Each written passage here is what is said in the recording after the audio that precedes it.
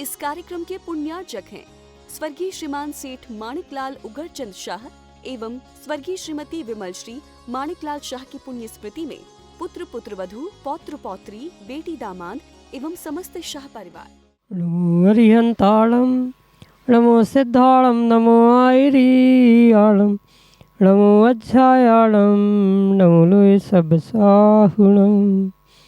पंच परमेष्टि भगवान की परम पूज्य आचार्य भगवंत गुरुवर विशुद्ध सागर जी मुनि महाराज की परम पूज्य मुनि श्री सुप्रभ सागर जी महाराज की जय। समीचीन विकल्पों का सम्यक समाधान। सम्यक ज्ञान की वह अलौकिक विधा जो निश्चित ही हमारे जीवन से अज्ञान रूपी तिमिर को दूर करके और सम्यक रूपी ज्योति से प्रकाशित करने वाली है, ऐसी वह आत्म कल्याण की अनूठी विधा। समीचीन विकल्पों का सम्यक समाधान जो कि हम सभी प्रतिदिन परम पूज्य मुनि श्री सुप्रभ सागर जी महाराज के मुखारविंद से आगम के परिप्रेक्ष्य में प्राप्त कर रहे हैं। देश के विभिन्न प्रांतों से अनेकानेक समीचीन विकल्प हमें यहाँ प्रतिदिन प्राप्त होते हैं और परम पूज्य मुनि श्री उनका हम सबको सम्यक समाधान प्रदान कर रहे हैं। प्रारंभ करते हैं आज का सम्यक समाधान।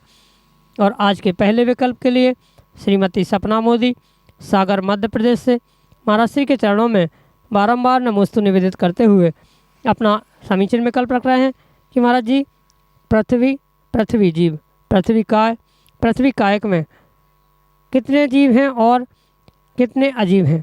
कृपया हमारे समीचीन विकल्प का सम्यक समाधान करने की कृपा करें। नमोस्तु महाराज जी नमोस्तु। 5 प्रकार के जो एकेंद्रीय जीव है, स्थावर है, उनको हमें 4 प्रकार से समझने की आवश्यकता है। जैसे पृथ्वी कायिक, वनस्पति कायिक, अग्नि कायिक, वायु कायिक आदि ये जो 5 स्थावर यानी एकेंद्रीय जीव कहे जाते हैं, उनको आचार्य भगवंतों ने 4 प्रकार से समझाने का प्रयास किया। जैसे पृथ्वी कायिक जीवों के ही विषय में अगर समझे तो वहाँ उनके 4 भेद कहे, सामान्य पृथ्वी जीव, पृथ्वी काय और पृथ्वी कायिक। इन चारों को भी हमें आगम के परिप्रेक्ष्य में सुव्यवस्थित समझने की आवश्यकता है, क्योंकि मात्र पृथ्वी में ही नहीं अपितु वनस्पति में भी, अग्नि में भी, वायु में भी 5 स्थावरों में इस विषय को सुस्पष्ट समझने की आवश्यकता है। क्योंकि जब तक इनमें भेद नहीं समझ में आएंगे तब तक किसी भी प्रकार से उनके जीव अजीव आदि का निर्णय भी होना संभव नहीं हो सकता। जैसे सामान्य रूप से जो हमें भूमि दिखती है, वह सामान्य रूप से भूमि होने से उसे सामान्य पृथ्वी कहा जाता है। जो सामने हमें भूमि आदि दिख रही है, वह मिट्टी आदि दिख रही है या रोड आदि जो भी दिख रहा है, वे पूर्ण रूप से सामान्य रूप से अगर ग्रहण कर रहे हैं तो वह सामान्य पृथ्वी है। जहाँ पृथ्वी कायिक यानी पृथ्वी ही जिसका शरीर है वह वास्तव में पृथ्वी कायिक कहा जाता है। साथ में जो पृथ्वी काय यानी जिसमें से पृथ्वी कायिक जीव निकल चुका है, मात्र उसका शेष शरीर बचा है, वही पूर्ण रूप से पृथ्वी काय कहा जाता है। जैसे अगर दृष्टांत के रूप में समझे तो किसी पत्थर में, बहुत बड़े चट्टान में जो जीव निवास कर रहा है, वह उस शरीर के साथ जो जीव होता है वह पृथ्वी कायिक जीव होता है। जैसे ईंट, गुम्मा आदि मिट्टी से ही बनते हैं, पृथ्वी कायिक वह उसके शरीर से ही बनते हैं। तो जहाँ से जीव निकल चुका है वह मात्र जो शरीर बचा है वह पृथ्वी काय कहा जाता है। पुनः समझना, जैसे वह मिट्टी से बनी हुई ईंट है या गुम्मा है, उसमें से जीव निकल चुका है, वो मिट्टी मात्र अब पक चुकी है, तो वह जो शरीर है वह पृथ्वी काय के रूप में स्वीकार किया जाता है, जो कि पूर्ण रूप से निर्जीव अजीव के रूप में ही समझना होगा। पर जो पृथ्वी कायिक होता है और पृथ्वी जीव होता है, ये दोनों भी पूर्ण रूप से जीव के रूप में ही, चेतन के रूप में ही स्वीकार करना होता।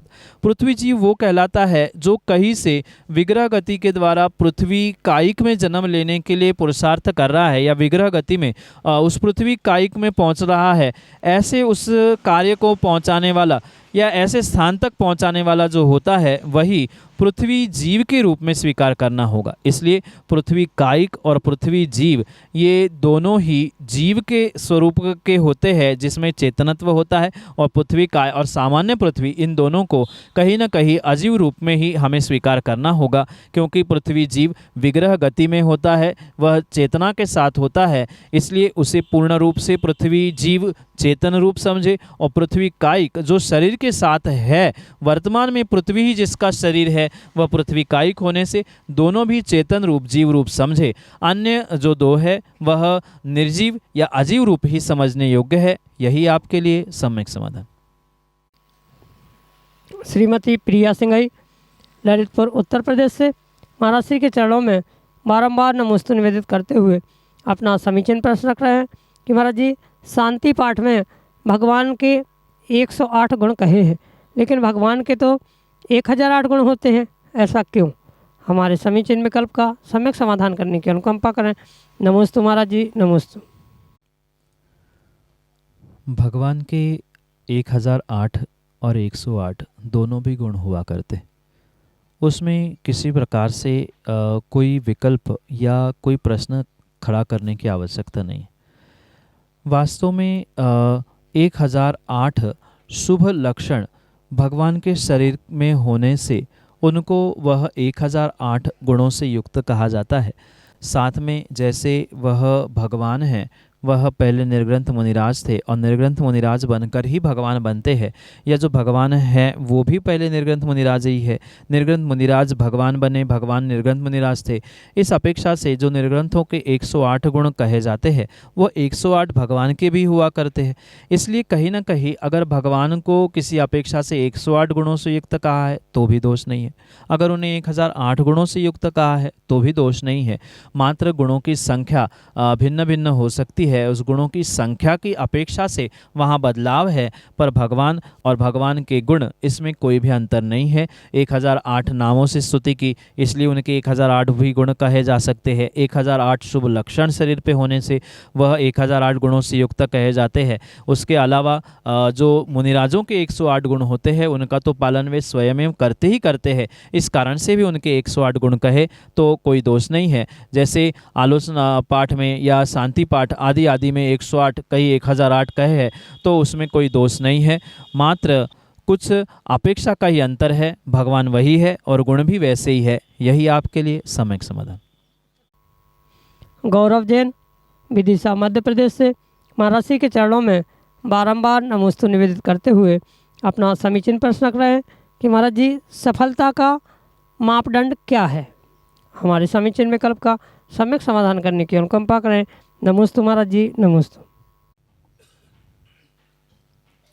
सफलता एक सब्जेक्टिव टर्म है, मतलब सफलता के मायने सबके लिए भिन्न भिन्न प्रकार के हो सकते। किसी के लिए आर्थिक सफलता होती है, किसी के लिए शैक्षणिक यानी लौकिक में पढ़ाई के रूप में सफलता होती है। इसलिए सर्वथा सफलता का मापदंड यूनिट या कोई थर्मामीटर नहीं बनाया जा सकता कि सबके लिए एक समान ही वह लगाकर बुखार नाप लिया जाए, क्योंकि सबकी सफलता के मायने, सबकी सफलता की परिभाषा भिन्न भिन्न हो सकती है। कोई जीवन में मात्र सुख शांति को प्राप्त करने को ही सफलता मानता है, कोई धन दौलत को कमाने को सफलता मानता है, तो कोई अन्य अनेक प्रकार से कारणों को ही वह सफलता का निमित्त मानता है। इसलिए यह अवश्य समझे कि सफलता के मापदंड बहुत बहुत विवेकपूर्वक प्रत्येक व्यक्ति के सब्जेक्टिव के साथ ही हो सकते हैं। सब्जेक्टिव का मतलब व्यक्तिगत रूप से ही सफलता की परिभाषा की जा सकती है। जो मेरी सफलता की परिभाषा मेरे जीवन के लिए है, ज़रूरी नहीं है कि वह सामने वाले के लिए हो। जो आपके लिए है, ज़रूरी नहीं है आपके मित्र के लिए सफलता की परिभाषा हो। कहीं ना कहीं सबके लिए सफलता का मापदंड, सफलता का यूनिट, सफलता कहीं ना कहीं भिन्न रूप से ही समझने की आवश्यकता है, जो कि आपके लिए सम्यक समाधान से। आनंद जैन, विदिशा मध्य प्रदेश से महाराज श्री के चरणों में बारंबार नमोस्तु निवेदित करते हुए अपना समीचीन विकल्प रख रहे हैं कि महाराज जी, पहले कई भामाशाह हुए हैं जिन्होंने बड़े बड़े मंदिरों का निर्माण करवाया। जब हम ये मानते हैं कि दान देने से पुण्य का बंध होता है, तो फिर उन भामाशाह दानवीरों के वंशज विलुप्त क्यों हो गए हैं? हमारे समीचीन विकल्प का सम्यक समाधान करने की अनुकंपा करें। नमोस्तु महाराज जी, नमोस्तु। इस तरफ हाँ, ये परम सत्य है कि दान देने से, बड़े बड़े मंदिर बनाने से, नियम से अचिंत्य अचिंत्य पुण्य का आश्रय बंद होता है। और बड़े मंदिर बड़े भगवान ही नहीं, अपितु छोटे से भगवान और छोटा सा मंदिर भी, आचार्य भगवंतों ने इतना तक लिखा है, एक सरसों के दाने के बराबर भगवान की प्रतिमा और धनिया के पत्ते के बराबर अगर जिन मंदिर बनाया है तो नियम से वहाँ पर आपको सातिशय पुण्य का, अचिंत्य पुण्य का आश्रय बंधा अवश्य ही होगा। पर विशेष बात यहाँ ये समझने योग्य है, जो स्वयं दान करता है, धर्म करता है, पुण्य करता है, उसके लिए ही वह पुण्य आदि का आश्रय होता है, ना कि उसके आने वाली किसी पीढ़ियों के लिए। क्योंकि अगर किसी की ये भ्रांति है कि पिता ने बहुत सारा दान दे दिया, बहुत धर्मशाला, मंदिर, भगवान प्रतिमा आदि विराजमान कर ली, तो उनके पुण्य से जो उनकी संतान है, उनके वंशज है, उनको भी कहीं ना कहीं पुण्य प्राप्त हो, ज़रूरी नहीं है। क्योंकि जो खाएगा उसका ही पेट भरेगा। बिल्कुल ऐसा ही है, जो दान देगा, जो पुण्य कार्य करेगा, उसके लिए ही वह पुण्य फलीभूत होगा, अन्य किसी भी प्रकार से नहीं। आचार्य भगवंतों ने इतना तक लिखा है, अगर एक परिवार में रहने वाले अनेक व्यक्ति है और व्यक्ति को अपने स्वयं के लिए दान का, धर्म का पुण्य प्राप्त करना है, तो व्यक्तिगत रूप से उसे स्वयं को ही दान और पुण्य करने की आवश्यकता है। अगर वह स्वयं कमाता है तो स्वयं के पैसों का ही दान उसके खाते में जाएगा। पिता के पैसों का दान बेटों के पैसों का दान पिता के खाते में किसी प्रकार से नहीं जाता है। स्वयं जब कमाता है तो स्वयं की कमाई का ही दान देना चाहिए। माना कि कोई श्राविका, गृहिणी कमाती नहीं है, पर फिर वो कैसे दान दे? तो उनको जो घर खर्चे आदि के लिए मिला हुआ पैसा है, उसका ही प्रयोग वह अपने दान के लिए करे, तो ही स्वयं के लिए, यानी वह देने वालों के लिए पुण्य का कार्य, पुण्य का निमित्त बन सकता है, अन्य किसी प्रकार से नहीं। इसलिए ये विशेष ध्यान रखे कि जैसे बहुत बड़े बड़े भामाशाह दानवीर इस धरा पर हुए हैं, ये परम सत्य होने पर भी उन्होंने खाया, उनका पेट भरा, उन्होंने दान दिया, वो पुण्य उनके साथ ही चला गया। इसलिए ज़रूरी नहीं है कि उन दानवीरों के, उन भामाशाहों के आने वाले वंशज भी उतने ही पुण्यात्मा हो, उतने ही विशेष दानवीर हो कि जिनका भी नाम चले। कहीं ना कहीं ये व्यक्तिगत अपने अपने पुण्य पाप से ही होने वाला कार्य होने से वे आने वाले समय में विलुप्त होते हुए देखे में आ रहे हैं। ये अवश्य समझे कि मात्र वर्तमान के भामाशाह दानवीर ही नहीं, ऐसा भी कहा जाता है कि चक्रवर्ती का बेटा चक्रवर्ती कभी नहीं बन सकता, क्योंकि जो चक्रवर्ती का पुण्य है, 9 निधि 14 रत्न है, जैसे ही चक्रवर्ती मृत्यु को प्राप्त होता है, तत्क्षण ही वह 14 रत्न 9 निधियाँ समाप्त हो जाती है। वह उनके बेटे के परिवार के किसी भी जनों के पास नहीं पहुंचता है। ये परम सत्य समझना। जब चक्रवर्ती की धरोहर, चक्रवर्ती के चक्ररत्न आदि उनके बेटे को, उनके वंशजों को प्राप्त नहीं होते हैं, उनका वंशज नहीं बचा है, तो यहाँ जो चक्रवर्ती नहीं होने पर भी भामाशाह दानवीर आदि है, तो उनका भी किसी भी प्रकार से वंश बचे, पुण्य उदय में बच्चों के भी रहे, ये ज़रूरी नहीं है। ये सीधा सा गणित इतना ही है, जो खाएगा उसका पेट भरेगा, जो दान देगा उसका ही पुण्य उसके साथ जाएगा। दूसरा पिता का, भाई का, बेटे का, किसी अन्य जनों का पुण्य किसी दूसरे के साथ नहीं जाता है। हाँ, कृतकारिता अनुमोदना का पुण्य तो अवश्य मिलेगा, पर स्वयं ने किया है तो स्वयं को ही मिलेगा। पिता का पुण्य बेटों के खाते में, वंशजों के खाते में नहीं जाता है। हाँ, ये कभी देखा जा सकता है कि उनके पुण्य के प्रताप से कुछ अंशों में प्रशंसा, वाह आदि तो पीढ़ियों को, वंशजों को प्राप्त कुछ पीढ़ियों तक हो सकती है, पर वो भी कहीं न कहीं उन जीवों का व्यक्तिगत पुण्य है, तो ही यशाकीर्ति आदि उन तक पहुंचती है, अन्यथा नहीं पहुंचती। यही आपके लिए सम्यक समाधान। सिमीजैन जतारा मध्य प्रदेश से अगले समीचीन विकल्प के लिए। नमोस्तु महाराज जी, नमोस्तु महाराज जी, नमोस्तु महाराज जी। महाराज जी, मेरा प्रश्न यह है कि क्या जिनेंद्र भगवान की अष्ट धातु की जो प्रतिमाएं होती हैं, उनमें से क्या एक धातु की अलग से प्रतिमा हो सकती है या अलग अलग धातु की प्रतिमाएं हो सकती हैं? कृपया कर जिज्ञासा का समाधान कीजिए। नमोस्तु महाराज। जिनेंद्र भगवान की प्रतिमा अनेक प्रकार की वर्तमान में प्राप्त होती है। कुछ धातु की, कुछ पाषाण की, कुछ रत्नमयी भी प्रतिमाएं प्राप्त होती। वहाँ विशेष बात ये समझनी होगी कि जो धातु की प्रतिमाएं बनाई जाती है वहाँ पर मात्र और मात्र उत्कृष्ट धातुओं के माध्यम से ही उस भगवान की प्रतिमा आदि बनाने का आगम में प्रमाण प्राप्त होता है। जैसे लोहा आदि है, यह पूर्ण रूप से अशुद्ध धातु मानी जाती है, इसलिए उनका प्रयोग कभी भी धातु की प्रतिमा बनाने में नहीं किया जाता। रही बात जो उत्कृष्ट धातु सोना चांदी आदि मानी जाती है, हर व्यक्ति सोना चांदी जैसे उत्कृष्ट धातुओं के द्वारा प्रतिमा बनाने की शक्ति नहीं रखता है।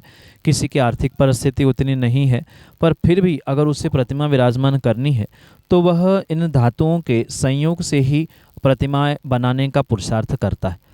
क्योंकि मात्र एक धातु की प्रतिमा जब बनती है तो कहीं ना कहीं, चाहे पीतल की हो, तांबे की हो, वह पूर्ण रूप से उत्कृष्टता को देने वाली नहीं हो सकती है। इसलिए कहीं ना कहीं उन 8 धातुओं को ही मिलाकर वह भगवान की प्रतिमाएं बनाई जाती है। जैसे पूर्ण रूप से सोना चांदी की नहीं बन पा रही है तो कुछ अंश उसमें सोने का, कुछ अंश चांदी का, कुछ तांबे का, कुछ पीतल का, कुछ जस्ता आदि सभी धातुओं को बनाकर मिलाकर ही वह धातु को आकार दिया जाता। जैसे चांदी आदि की भी प्रतिमा अगर मात्र शुद्ध है तो वह पूर्ण रूप से ढलती नहीं है, वह टूटने की, बिखरने की भी संभावना होती है। इसी प्रकार से वह कहीं ना कहीं वहाँ मिलावट की आवश्यकता होती है। तो अशुद्ध धातुओं की मिलावट की जगह जितनी 8 शुद्ध धातुएं कही जाती है उन धातुओं को मिलाकर ही वह अष्ट धातु की प्रतिमाएं अधिकांश रूप में प्राप्त होती है। कई स्थानों पर तांबे की भी प्रतिमा मिलेगी, कई स्थानों पर मात्र पीतल की भी मिलेगी, कई स्थानों पर अगर आपने देखा होगा तो चांदी या सोने की भी कई सारी स्थानों पर प्रतिमाएं हैं। पर हर कोई उसको करने का, यानी कि विराजमान करने का मौका प्राप्त नहीं कर सकता। उतनी उसकी सामर्थ्य नहीं होने के कारण से सामान्य रूप से अष्ट धातु में कुछ अंशों में 2-4% सोना, 20-25% चांदी आदि ऐसा प्रयोग करते हुए पूर्ण रूप से अष्ट धातु की प्रतिमाएं बनाई जाती है और उसका ही प्रचलन सामान्य रूप से सर्वत्र प्राप्त होता है, क्योंकि वह सर्व सामान्य लोगों को सामान्यता से ही ग्रहण करने योग्य होती है। इसलिए वही परंपरा वर्तमान में भी चलती आ रही है, जो कि आपके लिए सम्यक समाधान से।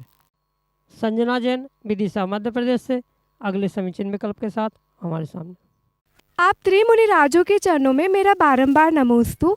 महाराज जी, मेरा प्रश्न ये है कि जिस तरह हमारे निर्ग्रंथ मुनि पिछी कमंडल आवश्यक रूप से रखते हैं, क्या उसी तरह क्षुल्लक जी भी पिछी आवश्यक रूप से रखते हैं या वे मार्जिन के लिए एक कपड़ा यूज़ कर सकते हैं? कृपया मेरा सम्यक समाधान कीजिए। नमोस्तु महाराज जी। आगम के परिप्रेक्ष्य में जो 11वीं प्रतिमाधारी शुल्लक कहे जाते हैं, उन शुल्लकों की 2 प्रकार की व्यवस्था है आचार्य भगवंतों ने प्रदान की है। वहाँ जब शुल्लक को 11वीं प्रतिमा प्रदान की जाती है, जिसे सामान्य भाषा में शुल्लक दीक्षा आदि कहा जाता है, वहाँ यह विशेष बात ध्यान रखें कि दोनों प्रकार से उनकी वह दीक्षा का विधान प्राप्त होता है। कई सारी विधियाँ आगम के परिप्रेक्ष्य में इन शुल्लक आदि के निमित्त से समझने की आवश्यकता है। जो शुल्लक जी होते हैं वह आहारचर्या करने के लिए 7 घर भिक्षा मांगने के लिए भी जा सकते हैं, जो कि परंपरा वर्तमान में बिल्कुल विलुप्त सी हो गई है। शुल्लक जी है तो उनको वह 11 लड़ियों का जनीब पहनना यह भी आवश्यक कहा गया है। ज़रूरी नहीं है कि वह कटोरे में ही आहार करे, वे बढ़िया थाली लगवाकर किसी एक स्थान में बैठकर भी भोजन आहार ग्रहण कर सकते हैं। ऐसी अनेक परंपराएं आगम के परिप्रेक्ष्य में समझने की आवश्यकता।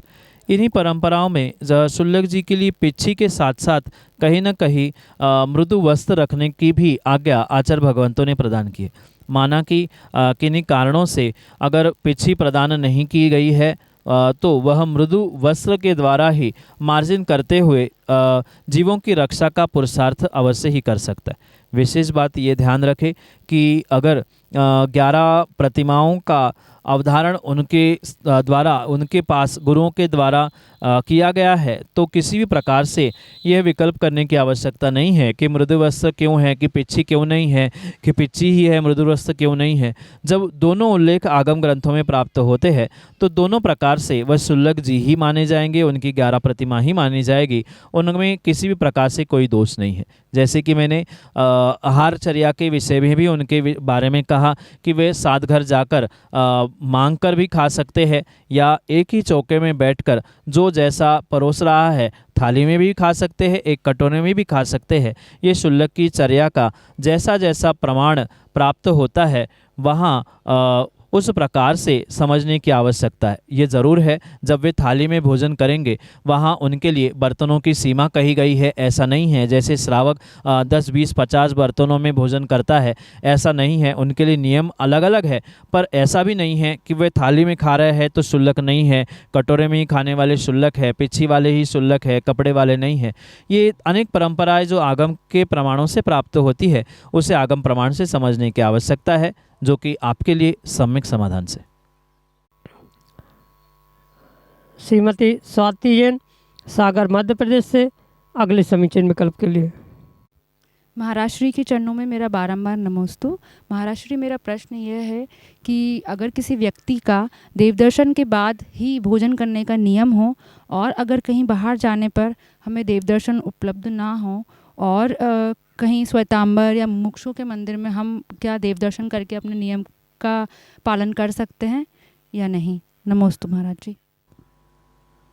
अगर जिन दर्शन का नियम है और जिन दर्शन के बाद ही भोजन ग्रहण करने का नियम है, तो कायदा और आगम तो यही कहता है कि जिस दिन भगवान के दर्शन नहीं मिलते उस दिन उन व्यक्तियों को पूर्ण रूप से उपवास ही ग्रहण करना चाहिए। ठीक है, अगर माना कि किसी कारणों से आपके पास उपवास ग्रहण करने की या उपवास करने की शक्ति नहीं है, तो वहाँ ये ध्यान रखें कि नियम लेते समय ही कुछ हम ऐसा संकल्प करें कि माना कि हम नियम तो ले रहे हैं पर हम नहीं कर पा रहे हैं, तो हम दूध का त्याग करेंगे, अमुक रस का त्याग करेंगे, अमुक सामग्री का त्याग करेंगे, या कुछ ऐसा और नियम कठोर ले ले जिससे कि हमें बोध हो कि आज हमने भगवान के दर्शन नहीं किए हैं। नहीं तो ये हो जाएगा कि ठीक है हमारी तो छूट है बाहर की, तो ये प्रमाद से कहीं ना कहीं व्यक्ति दर्शन कर मिलते हुए भी ना करने का ही प्रयास करता। इसलिए अगर नियम ले रहे हैं तभी हम ये बात रखें कि हम नियम तो ले रहे हैं पर नियम लेते समय भी बहुत विषमता की, जब वैसे कि अभी कोरोना समय आया था या बहुत बीमार है, कोई घर का व्यक्ति ही बीमार है, तो ऐसे समय की छूट भी रखते समय ये भी ध्यान रखें कि प्रायश्चित के रूप में व्यक्तिगत स्वयं कुछ उस वस्तु का, किसी रस का त्याग करे।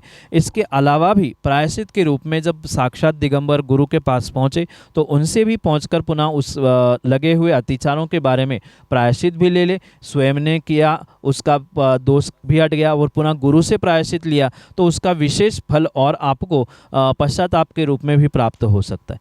रही बात अन्य मंदिरों की, वहाँ ये ध्यान रखें कि जो श्वेतपट्ट आमनाओं के मंदिर होते हैं वहाँ किसी भी प्रकार से वितरागता ना होने से वह आपका जैन धर्म का नियम नहीं पाला जाएगा। पर अन्य जो संप्रदाय जिसे एक विशेष लोगों ने मान के रखा है, वहाँ ये बात ध्यान रखें कि वहाँ अगर जिनेंद्र भगवान वीतराग मुद्रा में हमें दिख रहे हैं तो वह हमारा नियम पूर्ण माना जाएगा, भले ही सूर्य मंत्र देने वाला कोई क्यों ना हो। क्योंकि अगर सर्वथा ऐसा माना जाएगा तो पुराने समय में जो प्राचीन प्रतिमाएं वर्तमान में बहुत बड़े बड़े तीर्थों में मिलती है उनको भी सूर्य मंत्र भट्टारकों ने दिए हैं, तो वह पूर्ण रूप से प्रतिमाएं हमारे लिए अपूज्य हो जाएंगी। तो इसलिए ये अनेकांश से विचार करते हुए निर्णय करने की आवश्यकता है कि जिन दर्शन करते समय हम मात्र वीतरागता को देखें। जहाँ हमें वीतरागता दिख रही है तो वहाँ जिन मंदिर, जिन भगवान के दर्शन करने का हमारा नियम, हमारा संकल्प पूर्ण होता है। मात्र श्वेतपट्ट आमना है, वहाँ वह वीतरागता है ही नहीं है, इसलिए उसमें दोष है। अन्य किसी स्थानों में जहाँ हमें वीतरागता दिख रही है, कोई भी संप्रदाय, कोई पंथ क्यों ना हो, पर वीतरागता है, वस्त्र आभूषण नहीं है, तो कोई भी हमें दर्शन करने में दोष नहीं है, हमारा नियम उससे नहीं टूटता है। पर अगर आप प्रमादी बनकर ये सोचो कि ठीक है हम प्रायश्चित ले लेंगे, तो कभी भी नियम पूर्ण नहीं होगा। प्रथम पुरुषार्थ दर्शन करने का ही करें, और फिर भी नहीं हो पा रहा है तो व्यक्तिगत स्वयं प्रायश्चित ले और फिर गुरु महाराज से प्रायश्चित ले, क्योंकि वास्तविकता में प्रायश्चित गुरु से ही होता है, स्वयं से नहीं होता। वो तो मन की संतुष्टि के लिए। आगे पुनः प्रमाद ना करो, इसलिए कठोर निर्णय करते हुए कुछ ऐसा नियम लेने की आवश्यकता है। बाकी प्रायश्चित गुरु से ही प्राप्त करें, यही आपके लिए सम्यक समाधान। जयजन बंधुओं, हम सभी लाभ ले रहे थे लोकप्रिय कार्यक्रम सम्यक समाधान का। प्रतिदिन की भांति यह कार्यक्रम 5:13 पे यूट्यूब चैनल सुप्रभ उवाच के माध्यम से प्रसारित होता है। मुनिषी का नाम सुप्रभ और वाणी का पर्यायवाची नाम उवाच, सुप्रभ उवाच यह नाम चैनल का है। आप यूट्यूब पे सुप्रभ उवाच सर्च कर सकते हैं एवं सर्च करके इस यूट्यूब चैनल को सब्सक्राइब करें एवं उसका बेल आइकन प्रेस करें, ताकि मुनिषी की अधिक जानकारी एवं जो सम्यक समाधान आदि कार्यक्रम है उसकी जानकारी भी आपको उपलब्ध होती रहे। नोटिफिकेशन के द्वारा आपको याद रखने की जरूरत नहीं है। प्रतिदिन ठीक 5:13 पे यूट्यूब चैनल सुप्रभ उवाच के माध्यम से यही कार्यक्रम प्रतिदिन शाम को 4 बजे आदिनाथ टीवी चैनल के माध्यम से भी प्रसारित होता है। ठीक 4 बजे आदिनाथ टीवी चैनल के माध्यम से सम्यक समाधान उपलब्ध होता है। आप सभी लोग घर बैठे सुक्ति मुक्तावली इस ग्रंथ का स्वाध्याय करते हुए मुनिषी के वाणी का लाभ ले सकते हैं। प्रतिदिन 2:30 पे 2:30 बजे मुनिषी के प्रवचन आदिनाथ टीवी चैनल के माध्यम से भी प्रसारित होते हैं। आप सभी लोग दोपहर को 2:30 पे आदिनाथ टीवी चैनल के माध्यम से भी मुनिषी के प्रवचन का लाभ ले सकते हैं। आज के लिए इतना ही। मुनिषी के चरणों में कोटिशा नमोस्तु करते हुए आज के इस लोकप्रिय कार्यक्रम को यहीं पे विराम देते हैं। नमोस्तु नमोस्तु नमोस्तु। इस कार्यक्रम के पुण्यार्जक थे स्वर्गीय श्रीमान सेठ माणिकलाल उगरचंद शाह एवं स्वर्गीय श्रीमती विमल श्री माणिकलाल शाह की पुण्य स्मृति में पुत्र पुत्रवधू, पौत्र पौत्री, बेटी दामाद एवं समस्त शाह परिवार।